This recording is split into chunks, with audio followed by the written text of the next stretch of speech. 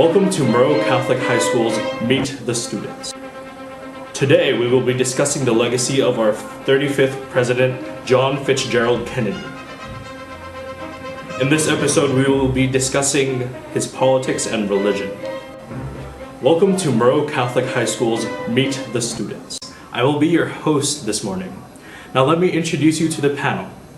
First, let me introduce our Catholic expert, the self-described Uber Catholic, Peter McNeil.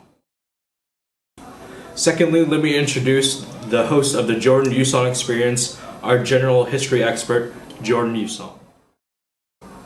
Last but not least, let me introduce one of Moreau's great basketball players, our Kennedy expert, Kayla Griffin. Now let's get started with a question. Who is Al Smith?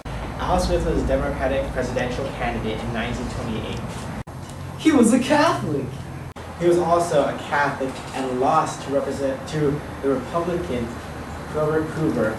And some say that Hoover won because of the popularity of Coolidge and his work in World War I. Some speculate that Smith lost because people feared that the candidate would be controlled by the Pope, which is echoed in the President Kennedy's campaign.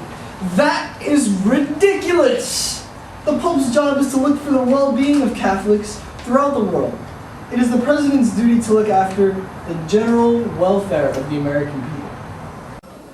That's a good point, Kayla. Now, what is President Kennedy's Catholic conundrum? As I said before, people feared that the Pope would control Kennedy, but he clearly stated in his campaign the separation of church and state.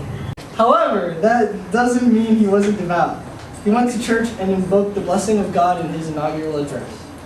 Now, most presidents evoke the power of the Almighty when addressing the nation. Also, he wasn't exactly a clean and practicing Catholic. Lastly, I don't believe that Kennedy would have lost because of his religion. Thank you, Jordan.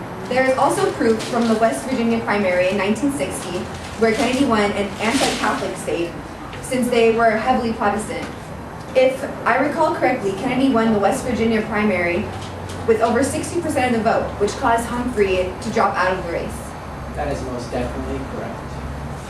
Well, that is an unfair analysis because the Humphrey campaign was running out of money while Kennedy's campaign was much more organized and better presented. Also true, religion was still on the people's mind.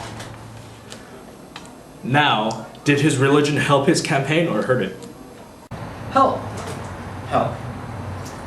It did help his campaign because the number of Catholics changed since the 1928 campaign of Al Smith.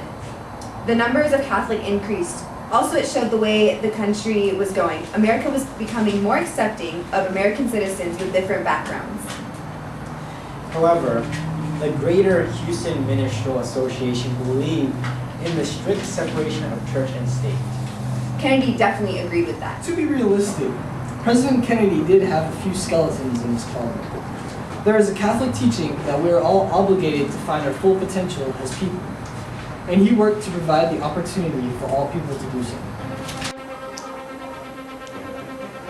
Now, do today's candidates for political office face the same scrutiny as President Kennedy did about his religion? Of course, Governor Mike Huckabee has been scrutinized for being an evangelical, and Governor Mitt Romney has been criticized for being a Mormon.